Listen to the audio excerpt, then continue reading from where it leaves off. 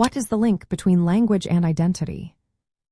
Imagine a world where every word you speak is a piece of who you are.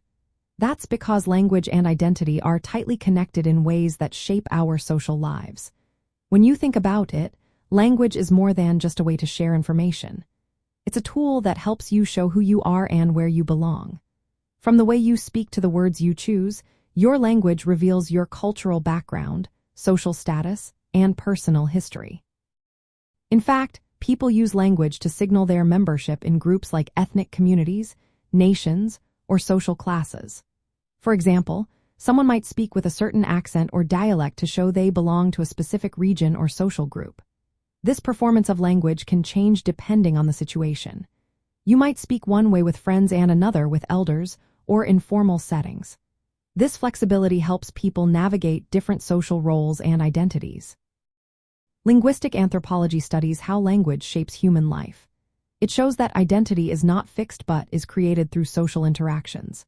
When people speak, they express both their sense of belonging and their differences from others.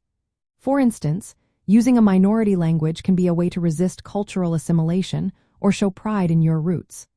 Conversely, adopting a dominant language might be a way to access opportunities or fit into mainstream society. Sociolinguistics looks at how language varies across different social groups and situations. It examines how accents, slang, and speech styles reflected social status or group membership. For example, someone might switch between languages or dialects, a practice called code switching. This helps them signal their multiple identities and adapt to different social settings.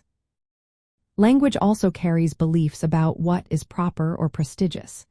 These ideas, called language ideologies, influence how people see themselves and others.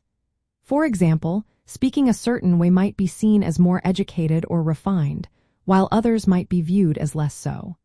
These perceptions can reinforce social boundaries or create a sense of solidarity within groups. Historical and political factors also shape the link between language and identity. Language policies, colonization, migration, and globalization all influence how people use language and how they see themselves. Sometimes, losing a language can mean losing part of a community's cultural identity. Conversely, revitalizing a language can help restore cultural pride and recognition. Understanding this connection helps us see how people create meaning through communication. It also shows why supporting language preservation is important for maintaining cultural identities. In the end, language is a flexible resource that people use to produce and negotiate their social identities, reflecting their cultural histories and social relationships.